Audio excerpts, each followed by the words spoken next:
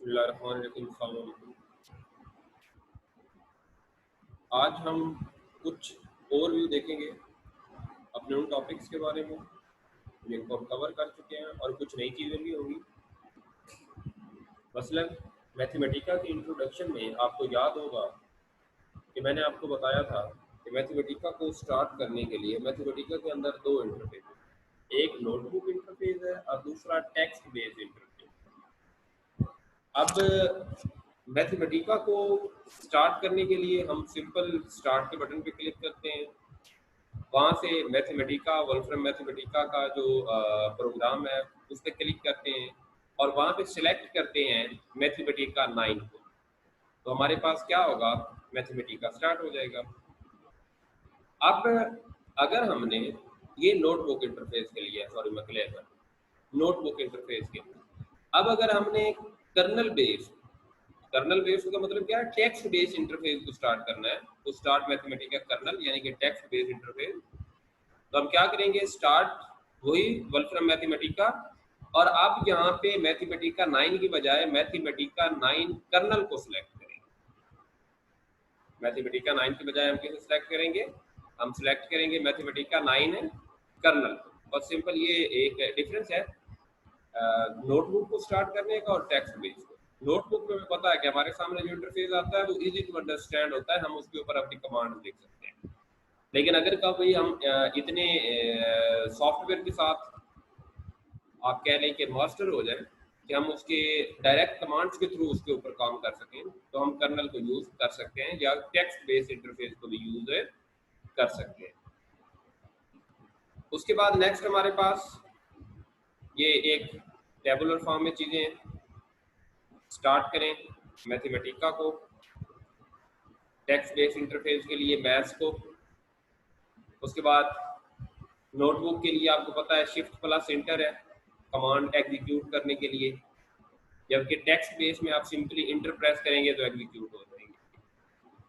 तो उसके बाद एग्जिट करने के लिए आपको क्विट मेन्यू में जाना पड़ता है और टेक्स्ट बेस के अंदर आप सिंपल कमांड लिख सकते हैं क्विट और उसके सामने स्क्वायर ब्रैकेट्स या कंट्रोल डी के थ्रू आप डायरेक्ट कमांड्स के थ्रू, एक शॉर्ट कमांड के थ्रू इसे क्विट कर सकते हैं।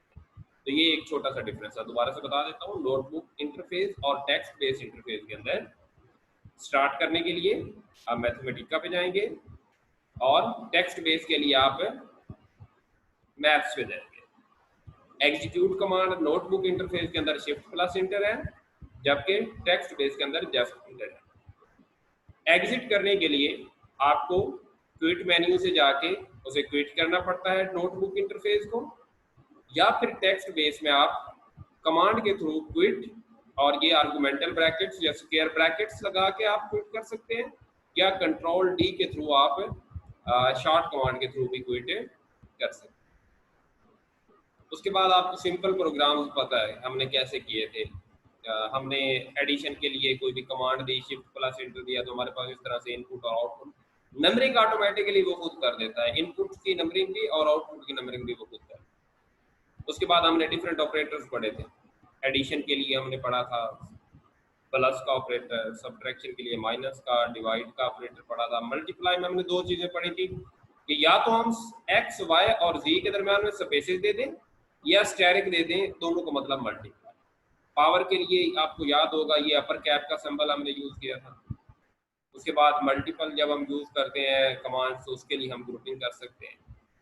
तो ये नीचे नोट में भी मल्टीप्लाई के लिए लिखा हुआ है कि आप या तो सिंबल स्टेरिक यूज़ करें या फिर आप क्या करें, आप स्पेस दे दें तो आपका जो मल्टीप्लिकेशन है वो परफॉर्म हो सकती है।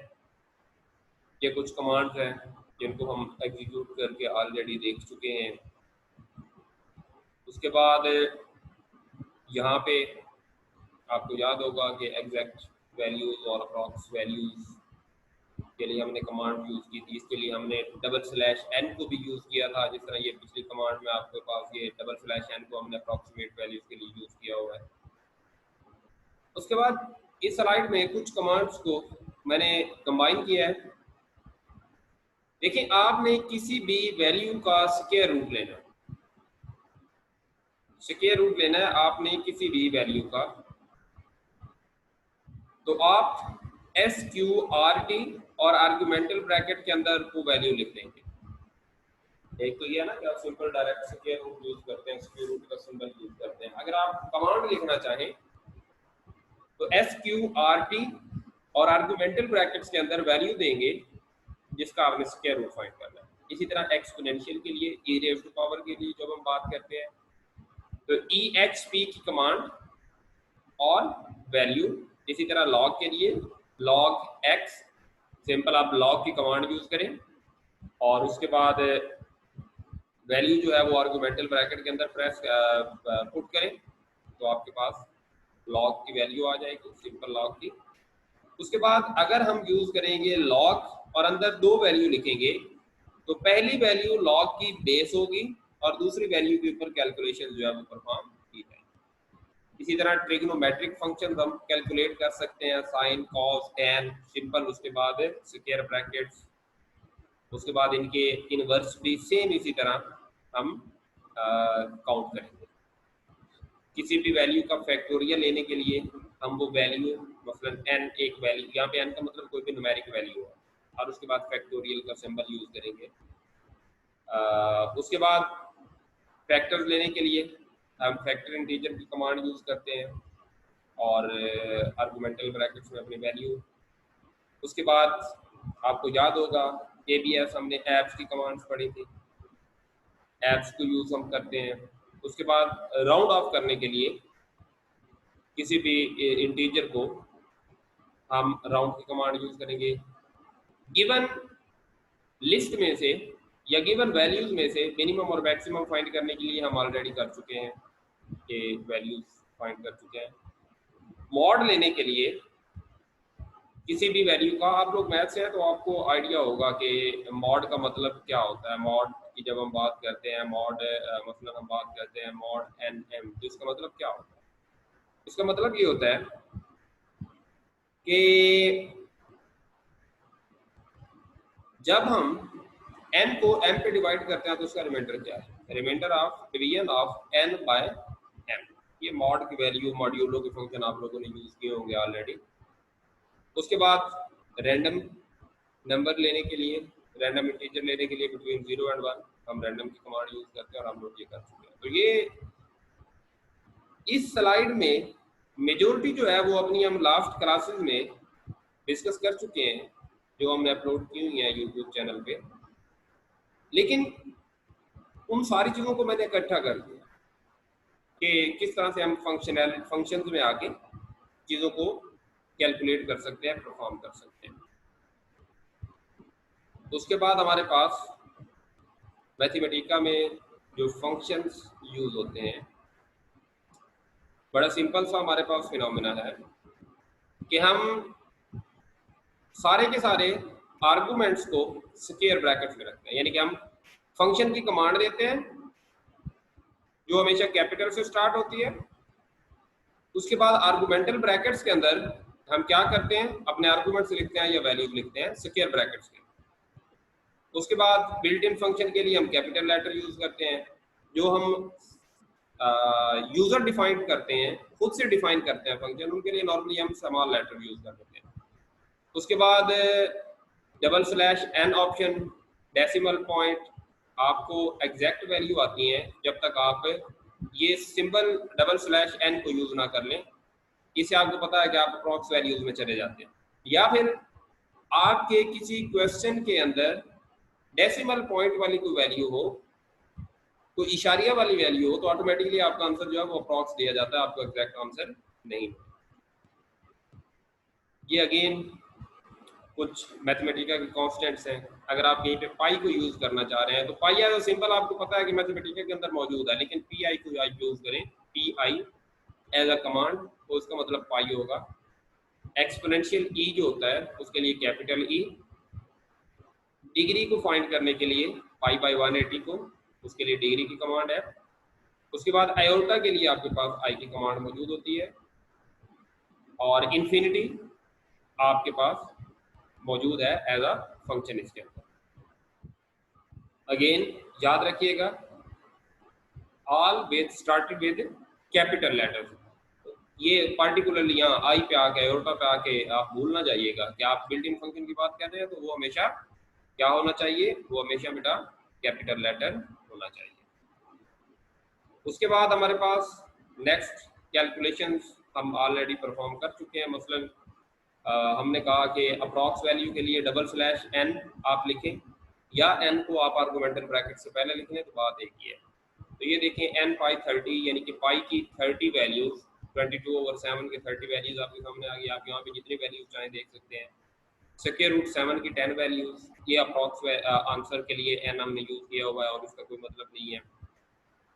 उसके बाद प्रीवियस आंसर्स को चेक करने के लिए आपको याद होगा कि हमने परसेंटेज का साइन यूज किया था। एक प्रीवियस आंसर के लिए 1%, दो प्रीवियस आंसर के लिए 2%, तीन प्रीवियस आंसर के लिए 3% और nth ऑप्शन के लिए परसेंटेज n। तो ये आपके पास, और ये सिर्फ आप प्रीवियस आंसर चेक करने के लिए भी नहीं, बल्कि आप कैलकुलेशन में प्रीवियस आंसर की जगह पे परसेंटेज को यूज करके आप कैलकुलेट भी कर सकते हैं। जिस तरह ये देखें, इसका आंसर 10 आया 7 + 3 का, तो नेक्स्ट में आपने परसेंटेज +1 कर लिया, तो इसका मतलब था लास्ट आउटपुट +1। तो ये आपके सामने आंसर आ गया। ये नीचे एक नोट लिखा हुआ है छोटा सा, percentage is always defined to be the last result that Mathematica generated. It can be anywhere in the script. लाजमी नहीं है कि आप कहें कि जी मैं तो 50 इनपुट लिख चुका हूँ तो पिछली आउटपुट पता नहीं कहाँ पे है, वो आपका हेडेक नहीं है। आप जब परसेंटेज यूज करेंगे तो मैथमेटिका ऑटोमेटिकली सर्च आउट कर लेगा कि आपकी लास्ट आउटपुट जो है वो कहाँ पे मौजूद है और उसको कहाँ यूज करना है। इसी तरह ये कुछ शॉर्ट कमांड है, आपको पता है हम वेरिएबल डिक्लेयर करते हैं, हम वेरिएबल का नाम लिखते हैं लाइक एक्स और उसके इक्वल उसकी वैल्यू को असाइन कर देते हैं। अगर हमें एक वैल्यू एक से ज़्यादा वेरिएबल्स को असाइन करनी हो तो उसके लिए आपके सामने ये सिंपल मेथड है। अगर हमने किसी वेरिएबल को क्लियर करना हो, किसी वेरिएबल से उसकी वैल्यू को ख़त्म करना हो, तो x equal to dot x का वेरिएबल क्लियर हो गया, या सिंपली हम क्लियर एक्स की कमांड यूज। याद रखिएगा ये कुछ नोट्स हैं, मैथमेटिका केस सेंसिटिव है। जो बिल्ट इन फंक्शन है वो सारे के सारे अपर केस लेटर्स हैं। आप कोशिश करें कि अगर आपने अपने स्टार्ट करना है तो आप लोअर केस को स्टार्ट करें। x मल्टीप्लाइड y का मतलब है x टाइम्स y। यहाँ पे x y के अंदर स्पेस है, अगर ये स्पेस आप खत्म कर दें तो इसका मतलब है कि x टाइम्स y नहीं बल्कि x y as a variable declare हो गया। 5x means 5 times x। ये आप जब वेरिएबल डिक्लेयर करवाएंगे तो वहाँ पे आपके पास ये चीज़ें यूज होगी। उसके बाद ये मैथमेटिका के कुछ मसलन आप वेक्टर आपने डिक्लेयर करवाया, एक बिल्ड यूज़र डिफाइंड फंक्शन था, आपने बी सी एक यूज़र डिफाइंड फंक्शन लिया, उसके इक्वल आपने कुछ वैल्यू ली, फिर आपने उसी यूज़र डिफाइंड जो आपका वेरिएबल था उसका स्क्वायर ले लिया, आपका स्क्वायर वैल्यू आ गई। ये देखें वेक्टर -1, उसी वेक्टर में से -1 करना स्टार्ट कर दिया तो आपके सामने ये वैल्यूज आना स्टार्ट हो। उसके बाद वेक्टर के अंदर वैल्यूज अगर आपने देखनी हो, मतलब सेकंड वैल्यू, थर्ड वैल्यू, तो ये आपके सामने सारी की सारी ये कमांड जो हम ऑलरेडी इनके बारे में डिस्कशन कर चुके हुए हैं। तो ये यहाँ तक, तो ये यहाँ तक अगर आप में से किसी का कोई क्वेश्चन हो तो बेटा आप हैंड रेज करें, ये क्वेश्चन कर सकते हैं। मैं एक मिनट आपको परमिशन दे देता हूँ खुद को अनम्यूट करने की। जी बेटा, आप लोग खुद को अनम्यूट कर सकते हैं। अगर आप में से किसी का कोई क्वेश्चन हो तो प्लीज़ आप बता सकते हैं। आज की क्लास का जो चीज़ हमने डिस्कस की है इसमें से मैक्सिमम चीज़ें हुई है जो हमने पहले की हुई है, सिर्फ कुछ थोड़ी थोड़ी चेंजेस थी, बल्कि चेंजिंग्स भी नहीं थी, कुछ एक दो चीज़ें नहीं थी जो इसमें इंक्लूड थी। अभी हमारे पास टोटल स्लाइड्स और भी हैं जिन्हें हम नेक्स्ट क्लास में डिस्कस करेंगे, लेकिन यहाँ तक आप बताएं कि आप में से किसी को कोई प्रॉब्लम है बेटा तो हम डिस्कस करें। सर ये वेक्टर्स वाला दोबारा बता दें एक बार। बेटा ये एक आप ये कह लें कि यूजर डिफाइंड फंक्शन, जिस तरह हमने कहा ना यूजर डिफाइंड वेरिएबल, तो ये वीईसी के नाम से हमने एक वेरिएबल डिक्लेयर करवाया जिसके अंदर हमने पूरी लिस्ट स्टोर की हुई है। 241.8 ये एक लिस्ट है।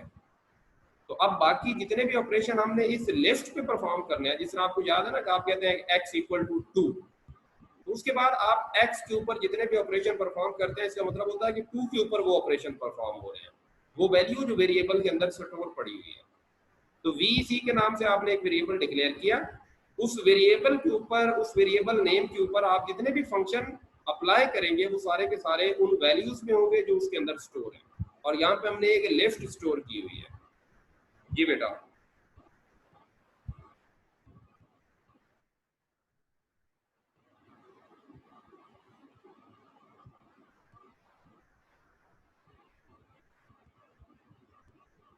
और बेटा किसी का कोई क्वेश्चन है?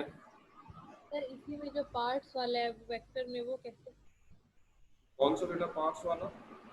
सर इसी में है जी जो 55 वाली जो इनपुट निकाली हुई है ना, वो वाली। दोबारा से बेटा। सर पार्ट वाली जो कमांड है ना, ये इनपुट उसकी वेक्टर की, वो वाली पूछ रही हूँ। ये आउटपुट 5 वाली। Yes sir. तो बेटा पार्ट का फंक्शन हमने पहले किया हुआ है ना। हमारे पास कोई भी एक लिस्ट जनरेट होती है, हम उसका कोई एक पार्ट सेलेक्ट करना चाहते हैं, तो हमने क्या कहा, पार्ट सेलेक्ट करो वेक्टर का। अब वेक्टर वो लिस्ट है जो हमने डिक्लेयर करवाई, उसका कौन सा पार्ट? पहला पार्ट। तो देखो वेक्टर लिस्ट का पहला एलिमेंट कौन सा है? 2 है। पार्ट की कमांड तो हमने ऑलरेडी यूज बड़ी दफा की है उसके अंदर, जब हम लिस्ट्स के बारे में डिस्कस कर रहे थे तो उसके बाद अंदर हमने ये चीजें डिस्कस की थी। तो ये पार्ट वेक्टर का या वीसी जो हमने वेरिएबल डिक्लेयर करवाया, कौन सा पार्ट? पहला पार्ट। तो उसकी वैल्यू आपके सामने आ गई है कि उसका फर्स्ट एलिमेंट है। जी बेटा, और किसी का कोई क्वेश्चन है? सर कर्नल और जो टेक्स्ट बेस्ड है वो एक ही चीज़ है ना? नहीं नहीं नहीं नहीं नहीं, नहीं। खुदा का खौफ करो। कर्नल और टेक्स्ट बेस, हाँ सॉरी, कर्नल और टेक्स्ट बेस एक चीज है, नोटबुक अलग है। कर्नल और टेक्स्ट बेस जस्ट नाम का फर्क है। आप उसे कर्नल कह लो या आप उसे टेक्स्ट बेस इंटरफेस कह लो, क्योंकि कर्नल की सेटिंग्स होती है डायरेक्ट, और टेक्स्ट बेस इंटरफेस भी। अगर आप मैथमेटिका के साथ उसके जो फंक्शंस हैं उनकी कमांड समझ जाए तो आप डायरेक्टली वर्किंग करना चाहें। जो हम नोटबुक इंटरफेस यूज करते हैं उसमें आपको पता है कि कहीं पे एरर आ जाए तो हमें पता चल जाता है, चीज़ें हमारी डिस्प्ले हो रही होती हैं हमारी ईज के मुताबिक। लेकिन टेक्स्ट बेस में ऐसा कुछ नहीं होता, वहाँ पे आपको एग्जैक्ट कमांड्स याद होनी चाहिए।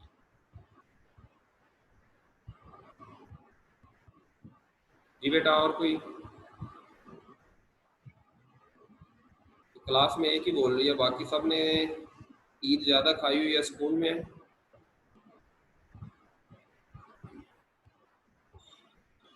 ओके ठीक है बेटा, आप लोग हैंड रेज कर लें, अटेंडेंस मार्क कर लें आपकी।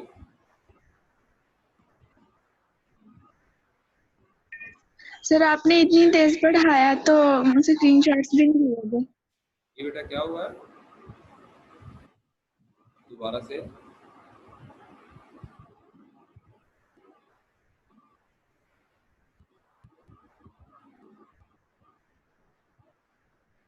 किसी ने कुछ बोला है, मुझे समझ नहीं आई। अगर कोई क्वेश्चन है तो दोबारा से रिवाइज करने बेटा। सर वो कह रही है आपने इतना तेज पढ़ाया कि मैंने स्क्रीनशॉट भी नहीं लिए। मैं स्लाइड शेयर कर दूंगा। पहले जो 5 लेक्चर थे उनकी पीडीएफ बना के मैंने वैसे ही आपको जो स्लाइड हैं वो शेयर की हुई है। तो ये स्लाइड भी मैं थोड़ा सा इनकी एडजस्टमेंट करके इंशाल्लाह इसका रिकॉर्डेड लेक्चर भी अपलोड कर दूंगा, और आपकी जो शेयर भी कर दूंगा ग्रुप के अंदर।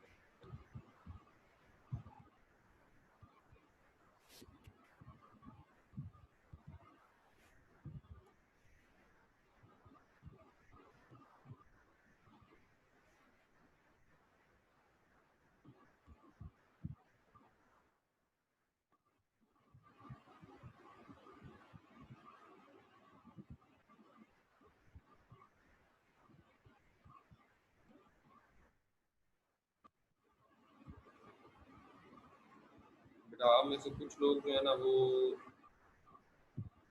बहुत ज़्यादा इन आउट होते रहते हैं अपने लेक्चर के दौरान, तो अटेंडेंस में फिर आपका नाम आए ना आए, फिर बाद में आप कहेंगे कि सर हम तो मौजूद थे क्लास में। देखें जब से मैं अटेंडेंस लगाने लगा हूँ फ्लैक्चुएशन देखें, 21 थे 16 रह गए हैं, तो अब मैं 16 की अटेंडेंस मार्क करूँगा, अब 17 हुए हैं, फिर भी 21 और 17 में 4 का डिफरेंस है। तो बेटा आप में से जो लोग फिर 18 हो गए हैं,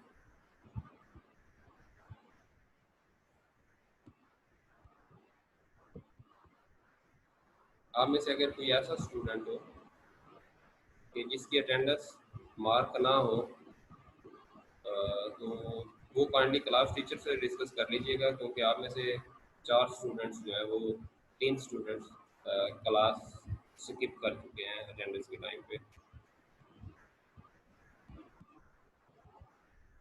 ओके बेटा, थैंक यू वेरी मच, इंशाल्लाह नेक्स्ट क्लास में मुलाकात होगी। अल्लाह हाफिज़।